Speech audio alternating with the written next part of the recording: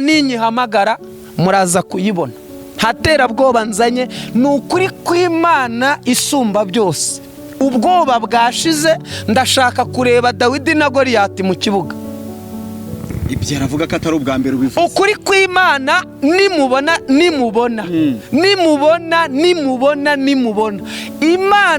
Imana ihaze agasuzuguro k'umugabo witwa Pasiteri Claude. Ibyo nta gihe utabivuze n'urugo rwa ruteze. Aha oya muraziranye. Ntabwo nzi n'ukuri. Nepo ntabwo nzi. Kuko abaye nzi hari ibintu yakagombye kuzana hano. Ntabwo nzi. Ese bagiye bazana n'ibyiza twabakoreye. Ntibazana akantu k'amafuti katambutse. Theogene niba umwanzi yandashe.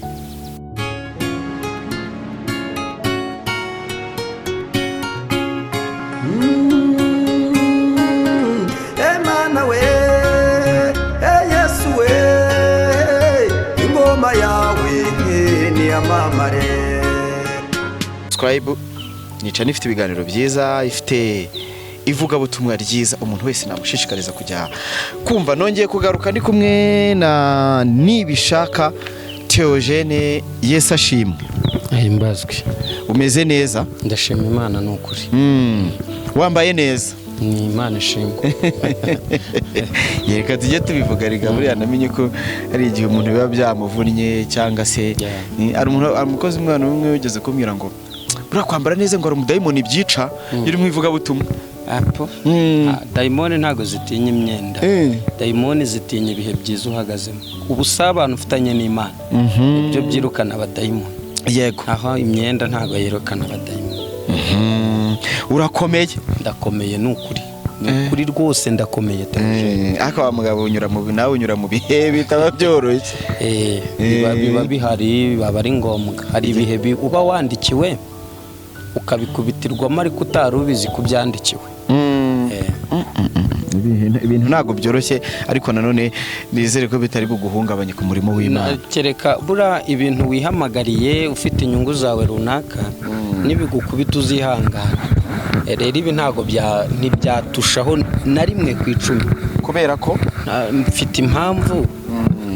Icyo ndicyo kigomba guhangana n'icyo nzabacyo. Iryo rero ni ihame. Theogene ni iki? Theogene Nibishaka. Ndi umugabo, mfite abana, ndi umukristo ku giti cyanjye, apana mu bantu bose cyangwa kuri rusange. Deni ninjye wiyizi ko nkijijwe cyangwa ndi umupagani. Yego. Uri umukristo ku giti cyanjye kuko ninjye mujyanama w'umutima wanjye, ninjye murondozi wanjye, ninjyewe uzi niba nkijijwe cyangwa niba ntakijijwe, ariko ndi umukristo. Ubwo bivuze ko hari igihe abandi bashaka kugufata ukundi. Hari ibyo abantu banziho nge ntiyiziho, hari n'ibyo niyiziho batazi. Ibyo batazi nibyo njyewe, naho ibyo banziho ni ibyo bazi. Urumva ndimo babiri, ndi uwo bazi ndi n'uwo batazi. Yego, reka duhere ko abantu bazi. Uw'abantu bazi ni uwo muri audio. Uwo bazi abagore iduka, isiteri y'abagore mu nzu, ufite abo yabyaje utabara ni uwo bazi. Ariko waraye ahantu hanjye ubyutse njyenyine ni njyewe. Ako tuje dusizeho umucyo koko. N'ukuri. Tuje naba wenyine. Mba njyenyine. Kuko nabonye babihamya mu kiganiro ko bakuzi banazahuba ko ubana n'umugore. Sam. Ngeko. Hatagira umuntu mvuga ati agarutse kuvuga iki. Ngeko. None haratubwira ibiki. Ntago ndi muri social media kubabaza abantu, nta nubwo ndi muri media gushimisha abantu. Buriya Samu, Imana niguha umuntu azagumana nawe, ariko niguha abantu bazagusiga. Nubwo bimeze gutya ariko iruhande rwanjye hari umuntu. Rero abantu yego nibo banshinja abagore, ariko nta muntu waza ngo anshinje umugore. Ndasubiramo, abantu banshinja abagore, ariko umuntu nta muntu waza hano ngo anshinje iki iki umugore. Rega nta nubanga. Oya ni urugero. Yego. Impamvu nkoresheje iki kinyarwanda ni uko umuntu bimugora kugusiga. Nkunda kubwira abantu ngo ugukunda muzagumana, uwaguharaye niwe uzagusiga. Abantu bakunda induru, ntago abantu bakunda ijambo. Abantu bakunda byacitse, abantu ntibashaka gusesengura. Mu yandi magambo Theogene nibishaka, niba muri kunkubitisha audio nuko ariyo mwabonye. Ese iyo aza kuba ari ifoto cyangwa aka video, Theogene nibishaka nanjye nzi ndekuba abantu bazi uwo nzi ngewe yafatiwe ahantu mu cyuho akinjira kujya kububa mu ngo z'abandi atazi ko hari uwamubonye, ako ka video kakaba kari gucacana. Nshimye ko ari audio kandi nayo irimo gushyeshyenga, uretse ko buriya maze kubabura riragufwa nkarijugunyamo. Nabonye abantu ariko nge nshaka umuntu. Rero umuntu ejo bundi nsezera social media abantu barabibonye bati ko wasezeye twabonye ugize utya ujehe. Abo ni abatankeneye. Nihurira n'umukecuru hano kuri ku Mucyo Plaza ibatsinda. Yego. Arambwira ati muri gare yabatsinda ati aturasi wa muntu. Ntabwo ubu noneho nakoze iki? Abaraje ati mbona umukecuru arateruye. Anguyemo araterura. Ati ubusuyu, ati ubu n'uyu we, ati n'uyu nguyu. Arongera. Kayivuga ati nakoze iki? Ndavuga ni noneho ndapfuye. Umukecuru wabaye iki? Buriya hari ibintu bibaho bikaba byagutera ihungabana. Noneho arangije arambwira ati mwana wa ati niwe Theogene vuga ni karabaye. Noneho bagiye gukamera avuga ati Theogene afatiye umukecuru muri gare. Bwo kwifata byaramunaniye. Bihangana akantu mvuze nubwo tutarinjira mu kiganiro. Yego. Mukecuru arangije arambwira ijambo rikomeye. Arambwira ngo mwana wa ati umuhungu wanjye murangana ati yanzaniye telefone. Ati anyereka umuntu uri kubwiriza ati ati reba. Ati ndareba. Ati wari uri kwigisha ku ijambo rivuga ku gikweto. Atuzi icyo gikweto ibyo cyankoreye ntibyagenze bite ntangira kugaruka. Ati igikweto narapfukamye numva ijambo igikweto ukuntu abamo wabigiye kubadiha Abedomi kabahonda igikweto mu mutwe. Ati umuntu wari wantwariye isambu. Yego. Ati nanjye ndavuga ngo mana nizerereye muri iki gikweto, nanjye umunkubitira igikweto kiba igikweto. Arangije arambwira ati nukuri narafashijwe. Ati maze uzongere uvuge ku gikweto. Ati wenda hari undi uzafashwa. Yego. Ndavuga nti nubwo nari nsezeye social media ngiye, ariko kubw'uyu umwe wafashijwe. Yego. Rero ngarutse kubw'uriye umwe, ntabwo ngarutse kubwanyu mwese. Nuriye umwe. Uriya wafashijwe n'ijambo igikweto. Ugahagarariye n'abandi. Nakasimbizi namenye ko nubwo mudukubita imijugujugu, nubwo ziharaza, nubwo bigenda gute, ariko hari umwe utwumva. Uwo rero umwe utwumva niwo twashakaga. Komeza. Yego toje ngira ngo ejo bundi turi gukora ikiganiro abantu babonye turi kuvuga ku byera audio, ntago ndi bubigarukeho. Nibwo we wivuye ukavuga ati ubu ndabizi neza ko hari umunyamakuru wambutse Nyabarongo hari ikiganiro bari gukora. Yego. Uko wabivuze ndakeka ko ushaka kuba wari ubifiteho amakuru, ngira ngo abantu nyuma yaho babonye ibiganiro. Rega ni imipangu. Nongere mbabwire ngo ni imipangu, ni ibintu bimaze igihe cy'ukwezi byoroganizwa. Sibyo? Rero kuza ngiye nkababwira ni Umusaraba TV twakoranye. Twasangiye ubusa. Nyuriwe akanyuri wanje. Ari kwambuka Nyabarongo agiye Nyamata kwa Pastor Claude gukora ibiganiro binsebya. Nuko nari mbizi ko arizo nama. Namwe niba mufite ubwenge bureba, fotoramo Nepo Umusaraba TV, sibyo? Yicaranye na Pastor Claude ku Musaraba TV, kandi Claude Nepo ubwe ari we wahannye Claude amuha striker. Urumva? Amuha copyright. Ahaneze Kiyeri n'abandi basa nabo nakimanuka. hanyuma bikarangira bahuje urugwiro, sibyo? Deni ipusi n'imbeba aho byanyuranaga bicenganamo, uyu munsi bagatera intebe bagakora ikiganiro kivuga kuri nibishaka Theogene. Nuko Pasiteri Claude ari ufite imbaraga zo kumvuga, hanyuma Nepo akenyegeza agakoranya. Afite ibimenyetso? Ntabyo, nta bimenyetso bafite. Samu we, yego, nta bimenyetso bafite. Nepo afite kandi ibimenyetso. erega reka mbabwire, buriya umunsi w'imperuka nugera, yego, nubona umuntu aje agatera kamera kuri iyi mihanda ati Theogene n'inkozi y'ibibi, umenye ko ejo ari wowe azakurikizaho. Niba mvuyemo, sibyo, hari ibyo ntashobora kuza Nepo abisidi ngaceceka, akaza kubera impamvu z'icyo bashaka. Menya ngo ejo ni wowe azakurikizaho. Dusebwa n'abantu, nta muntu waza ngo agusebye. Twikomereze. Yego, none se ati ibintu byose ni imipangu, ni biki? Ubanyute na mushiki wa Nepo? Ni umwana mwiza, umwana mwiza, mbo indi byara Mweru na Muhima. Ntacyo dupfa, ntacyo dupfa, ni ukuri. Mushiki wa Nepo nta kintu? Ni ukuri ko Imana ntacyo. Erega byavuzwe ko wari ugiye gufata ku ngufu.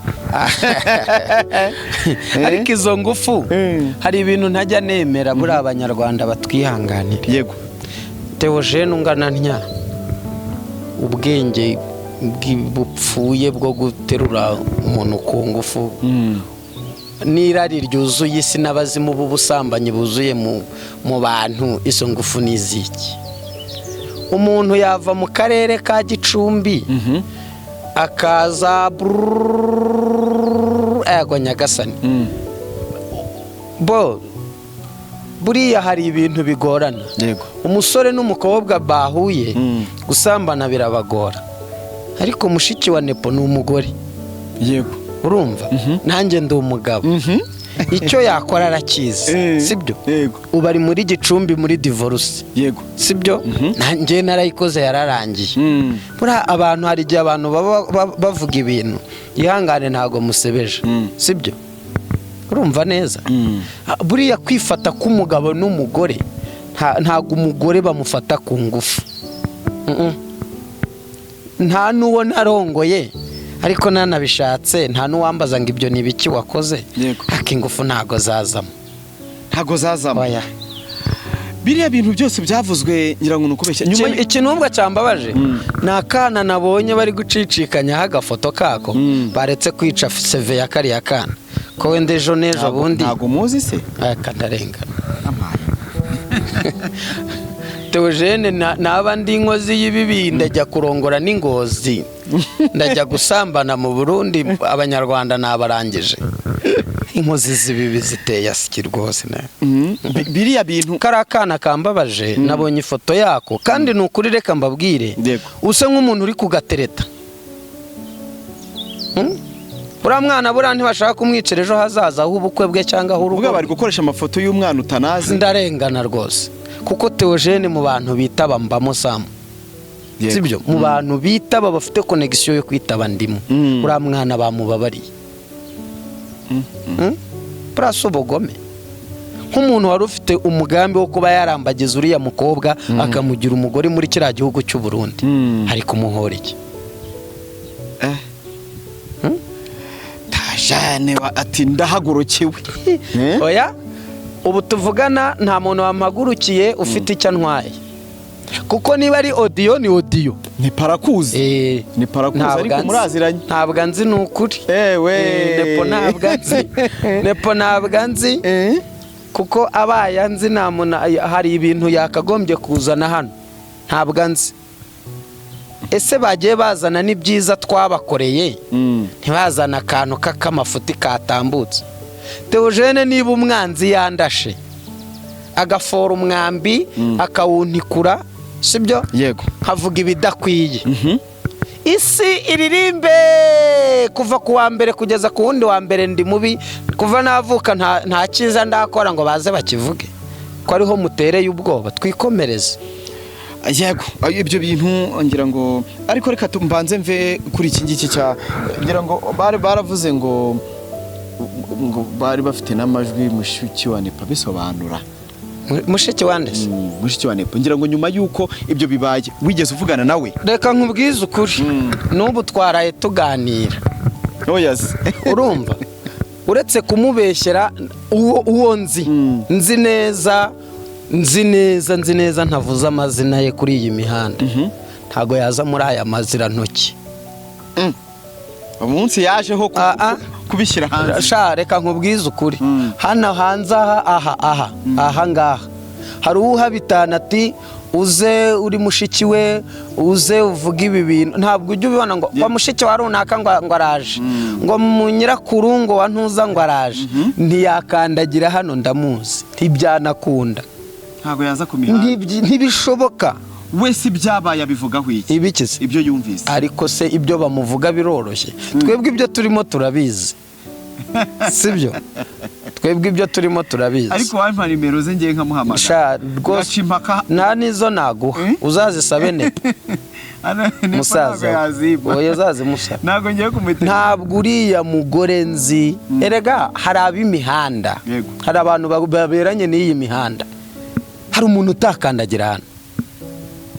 hanesoni hari amajwi mu kanya ngiye kukumvisha uraza kumbwira ayo majwi yagiye hanze ngira ngo yagiye atugeraho nk'abanyamakuru yigendera ubwo rero ndagira ngo mu kanya ndi buze kuyakubazaho ugire byibuze ibintu yambwiraho kuko numvisha arimo akantu kashobora kuba bimeze nk'ubugambanyi bakuriwe ni amajwi sinzi uwayafashe ariko kwa kundi nyine muyakora akatugeraho nayo yangezeho ndagira ngo byibuza mu kanya tuze kuyumvisha abantu nabwo wumve ibintu birimo kuko njyewe ngira ngo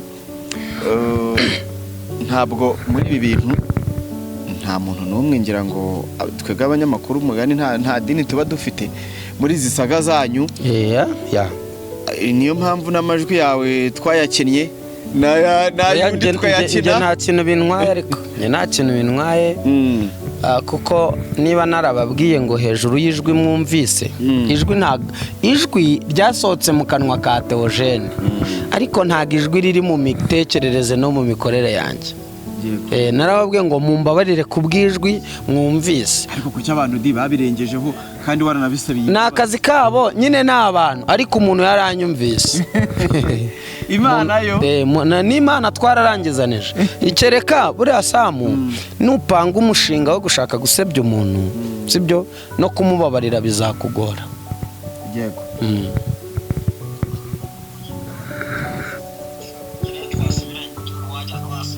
reka twumve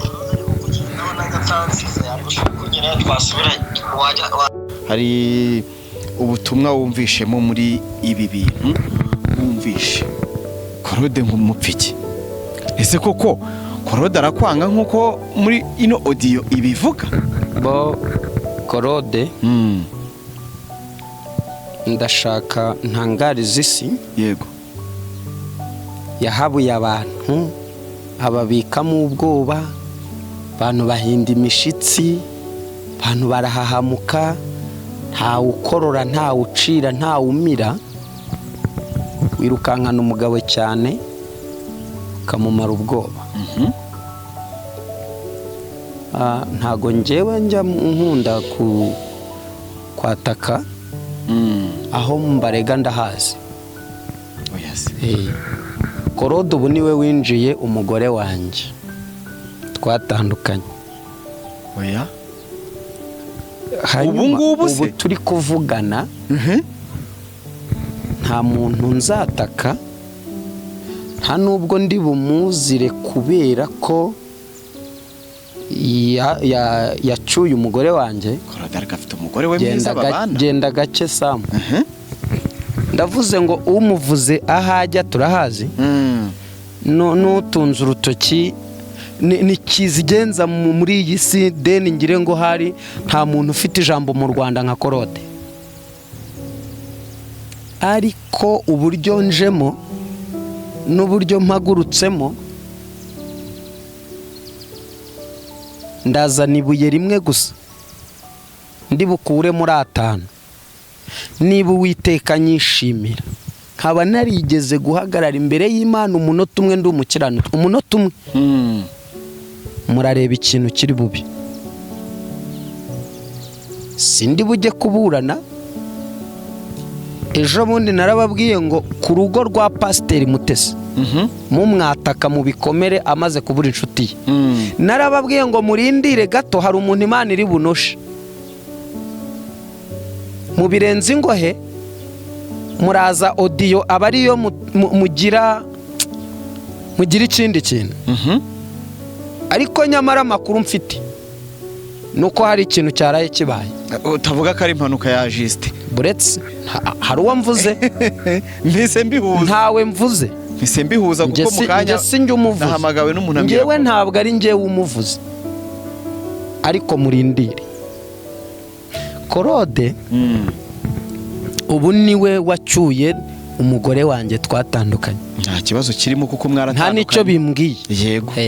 Hanyuma kumwinjira anyway, umugore afite uburenganzira kuko afite testation de divorce. Yego. Ibyo nta kintu bintwaye. Iyaba yaramwinjiye akampa agahenge ku buzima bwanjye, nta kintu bintwaye. Urumva iyi mipangu yose ari nayo mpamvu nababwiye nti ngewe najugunye audio, ndabizi kiriya audio irabishye. Nuri kuyinkubitisha n'utagira ubwenge, nuri kuyikina senga nta mwuka w'Imana agira. Iriya audio naje mvuga kuriya ngo nayihaye Noheli, yazuye ibintu ntarinze aho bitabye. Nyamara uyu munsi abantu birarangira bangarukiye. Uretse ko ntanakeneye abantu, nge nkeneye umuntu. Utinda mu bantu isika kubona, ariko iyo utindanye n'umuntu ugira ubumuntu. Mbonereho kubwira isi yose ngo uwabuze umuntu Imana imuha umuntu, igukure mu bantu iguha umuntu.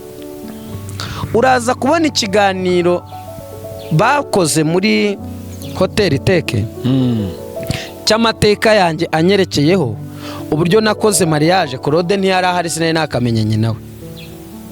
Umuha amakuru yose y'iwacu kwa papa na mama ni umugore twatandukanye.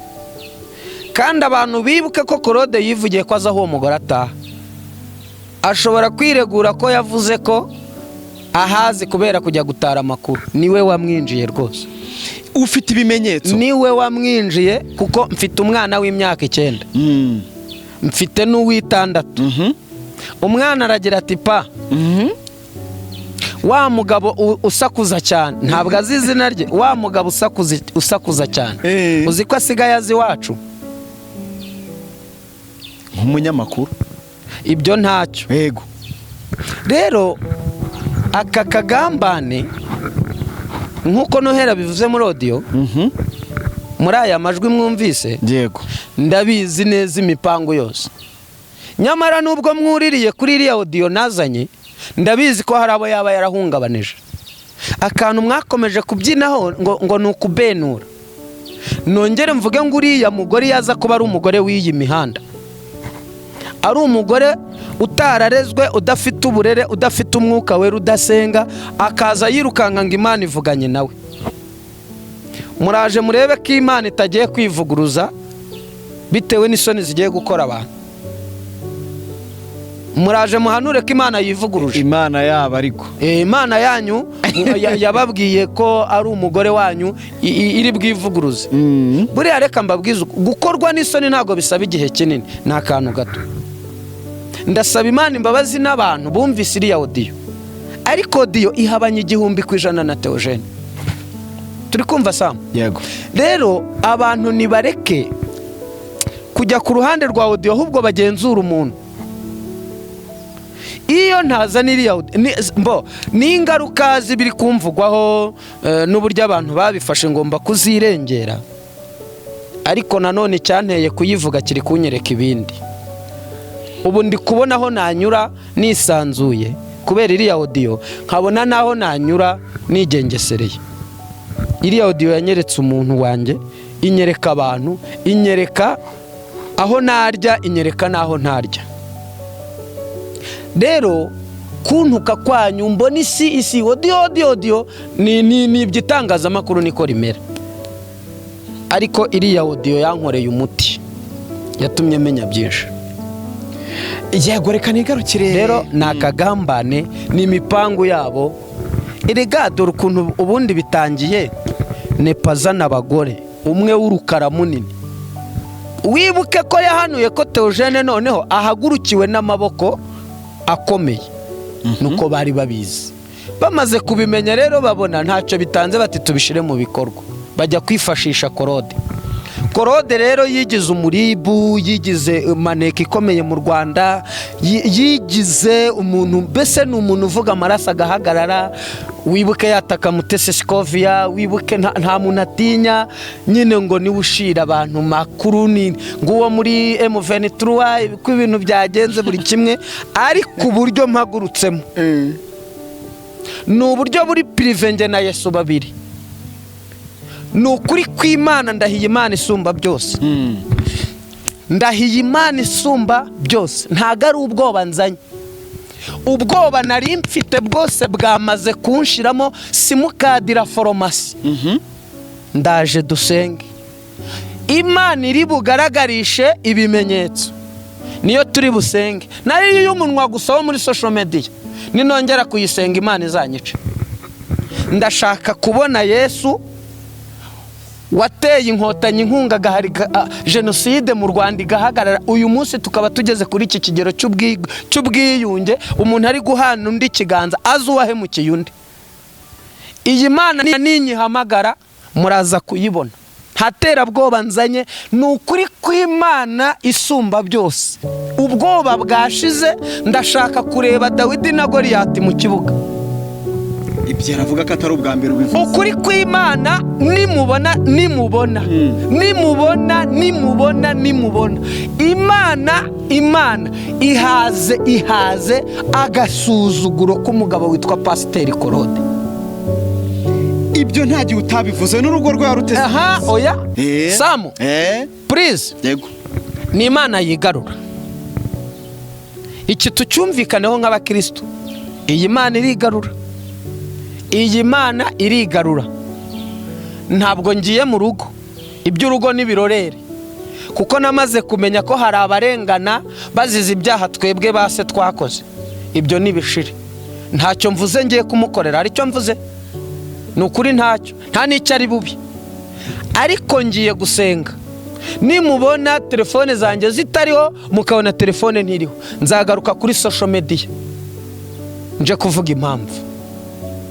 Kuko niba hari ikintu Imana ihaza irambiwe by'umwihariko, ni abantu dukomeje. Iyo mvuga ngo ni abantu dukomeje, ntago nikuyemo, ni abantu dukomeje gutukira izina. Ari nayo mpamvu nje kubabwira ngo uwacumujwe na audio ari umukristo, ariko apana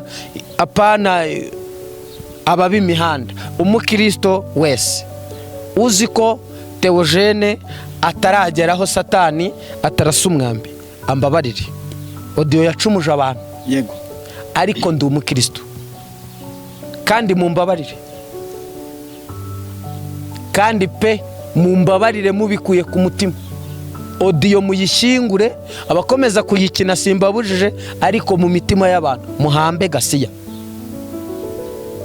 Narababwiye ngo impamvu ni imipangu y'abafite icyo bashaka gukora ku buzima bwanjye, ariko ni ukuri kw'Imana. Ntago mvuze ngo ngiye kubigenza nte bigiye kugenda gute.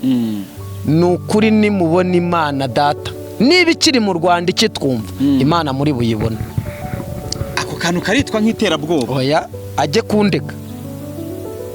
kundega noneho. Bongeye kubuza umudendezo mu rugo iwe. Urugo rwe ntarwo mvuze, niyubake yo kubaka, niyubake we wubatse. Ariko ndababwiza ukuri, hari ikintu mutegereze, mwe mutegereze gusa. Abantu ntibakumva cyangwa se Pastor kumva akantu uvuze. Oya, ubwoba bwarangiye, ubwoba bwashize, ibintu byo kugenda umuntu yikandagira nibishire. aho bigeze nsosobotse mu buvumo ntago nongera kwihisha Goliyati. Igihe kirageze nkajya ku irembo rirasukirwaho. Niba Uwiteka nyishimira Samu, hari agasuzuguro mpaze. Ni ukuri kw'Imana Theogene, ntago ubundi hari ukuntu ubundi ugenda ugenekereza ukavuga uti kambe ndetse reka ndebe reka mbe ndetse. Imana iraturwaza Samu cyane. Wemera ko Imana iturwaza? Cyane. Imana iraturwaza, ariko iyo biyigeze aha irakuruka. Hari ibintu rero mube mucaginga amabuye, kamera muzicyazi. Hari umuntu mu Rwanda mugiye gutera kamera, isi yose ivuga iti nawe byajya byakugeraho. Simbivugiye hano, simbivugiye aha. Samu niwongera kubona iyi sura, uzongera kuyibona nk'ubwani ngaho ujya gutera kamera. Ibyo bintu birakomeye, ukuntu bikomeye. Nta terabwoba rihara, nta ngo arapfuye, nta ngo akoze impanuka. Ibyo byigumanire, nta terabwoba mushizeho, kuko umuvuze ndabizi feri ya mbere. Ariko ahantu mu bintu wavuze ubu nta cyaha kirimo. Ibyo ntago mbizi, kubera ko nimba wavuze ko yinjiye umugore mwatandukanye, ushobora gusenya urugo rwe kandi afite madamu we babana mu buryo bwemewe. Ntago mvuze ko Korode agiye gusenya urugo kubera ko yinjiye iwanjye, kandi reka hinjira ahemerewe kuko simpari. Kuhinjira uvuga nuko wajyana nk'umunyamakuru cyangwa yaramwinjiye ubu niwe kuko Samu umugore wa Korode ni yupi. Samu abyumve ko abandi bagore se ko bumva iby'abandi, ko bumva ibyiwe, maze naho muhera. Abandi bagore ko bumva ibyo avuga mu ngo z'abandi, ko batazinga nawe azinge. Niba azinga zinge, niba yaraje aje kubaka yubake, niba atarazi ikimuzanye azinge. Urabona mfite ubwoba noneho? Nta bwoba mfite Samu. Narirukanse bihagije, ngerageza gutwara ibintu gakeya, mpina ibintu byo nagombaga kujyamo ndabifunga ndabihagarika. Hanyuma rero bareke.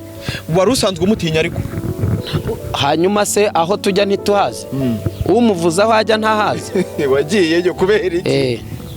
Hanyuma reka nkubwire Samu, ntago urugamba ndi bururwanire mu mubiri. Intambara zo mu mubiri zishire. Umuntu udukurikira avuga ati n'ubu ni ubwa mbere ubivuze. Nakazi abo nabamenyereye, abo ndabamenyereye. Navuze ngo nkeneye umuntu, sinkeneye abantu. Kubwuriye umwe nabwirije agafashwa, uwo arahagije. Imana izambaza abantu, se ndi Mesiya, ndi umucunguzi? Umwe arahagije. Nubona nongeye kububa, Uwiteka nyice. Korode aracyahari ntahazajya. Sawa, ngaho tuza. Wowe tuza. Imihanda turamufite. Tuza. Dore sugutontoma. Urusaku ntarwibitseho. Ntago nge nongera gusa koro. Uwiteka bimpore byiteka. Ntago nongera gusakuza nawe. Nibuye rimwe. Niba Uwiteka ari kumwe nanjye, ntago ndibuza n'amabuye 5 ni rimwe. Ni Goliyati uri Dawidi. Uwiteka natakungabiza ndarambika Bibiliya. Kuko hari agasuzuguro numva.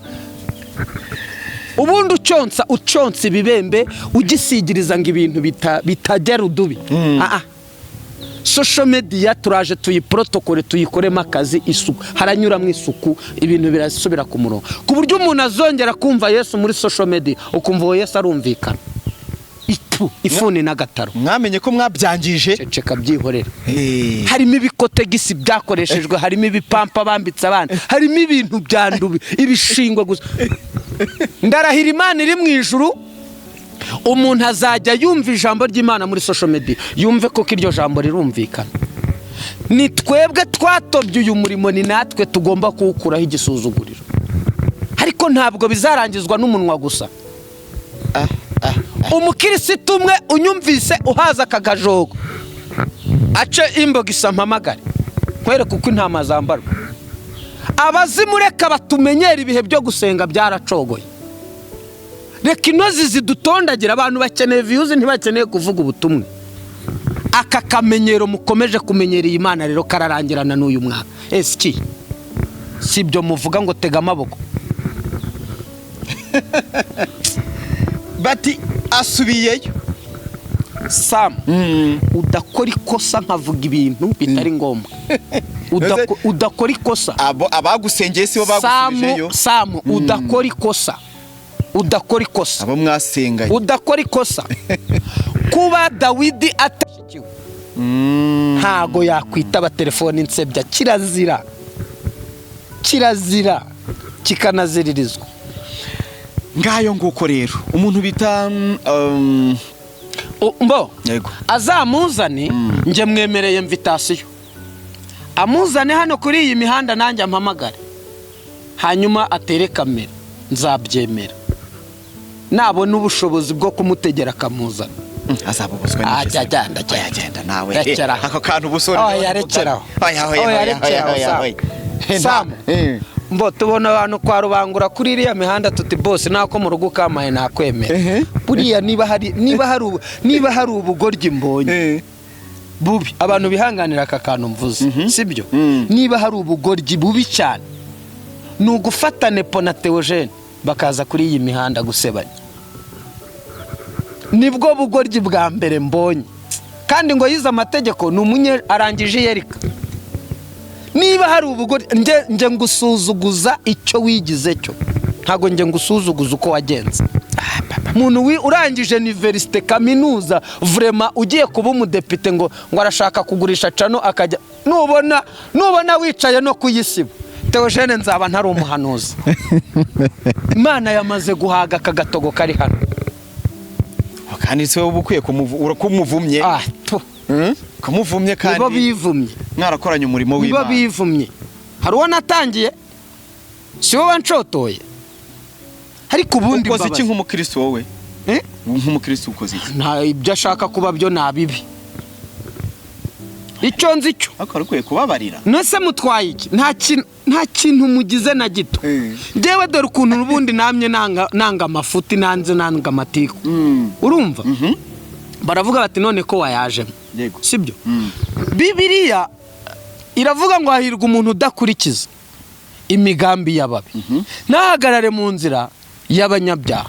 Nukuri sinigeze musebya ko yandiriye amafaranga. Kuba naravuze intuza bakreye imbuga ibihumbi n'ibihumbi. Nukuri ko Imana nawe araha nabimubwira. Ntiwigeze uzana amaresi wigeze ute? None se nigeze nzana ibipapuro byo muri MTN, ariko ndabifite kuko urumva Samu, niba Theogene yarafunzwe kameme, telefone ze yarazisize, sibyo? Nagombaga kujya kureba ni ibiki byabaye, muvoma zabaye kuri telefone zanjye nizi. Turi kumvikana kunshakira umwavoka yubahwe pe yarakoze. Hanyuma se ninjye wamutumye kuza kuvuga ibidakenewe.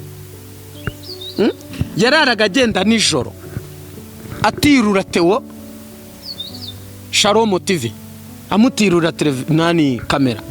Ndamubwira ni rero kuko nubundi aho kugira ngo bijye hanze wirirwa usyaga wirukanka wejo utazakubita n'agahanga kwibuye nka kubura ari wowe muramu wanjye mfite, reka tugure kamera. Ntago ari ngiye none niba mfunguwe nkavuga ngo mumereze bwe Ikigali umuntu wese argiyo yihigiye, sibyo? Umuntu akargiyo yirobeye. N'umugisha wanjye. Ikintu kinambabaje na ameza ane yayimaranye kaba nta niyakuyemo. Je nari mfite gahunda yo gutunga amakamera ngo nyamaze. Ukwiye gukomeza kumuha akikorera umuntu. None se jewe namugize nubu naza yitororebe ko nyimwima. Kandi ibyo nkubwira Samu nukuri naze mutize kamera. Nukuri kw'Imana. Nayimuha pe. Erega dore ikibazo. Bibiliya ni umuhanga. Yego. Ubundi ipfunwe ry'amafuti mukorana hano. Niyo agenda nanone agatuma umuntu agenda yububa. Yego. None akiceka agatangira kwiceka. Mwene uko kwiceka rero kugatuma ibintu biba bibi. Nta kibazo mfitanye na Nepo. Reka duseze kuri iki kintu. Claude ushotoye nk'umuntu abantu benshi batinya. Hawe cotoye icyo nzi cyo ntago yongera kumokera mu bantu yongera kumokera. Nukuri kw'Imana sindimo. Witeguye iki? Ntabwo ndimo. Witeguye? Ntabwo ndimo. Niteguye iki? Niteguye iki? Umusaraba wa Yesu. biteguye guhangana. umusaraba wa Yesu uramunkiza. Tabajare kagushimire cyane, ndabona akavura kakaguyeho, wakoze cyane kubyo usobanuye, ngira ngo igikomeye muri byo muri ibintu byose nkuyemo nuko ukomeje gusimangira ati mumbabarire n'ukuri iriya audio mujugunye mumbabarire, ariko bitebya murabona ndi umuntu utaraswe umwambi ku buryo isi yose audio se ni ngiki, ni ndaya mumfatanye, ni kanyanga, nuwo nibye, nuwo nkuyemo ingutiya ku ngufu, audio ni biki? Audio bakubabarire, mumbabarire. urakoze cyane.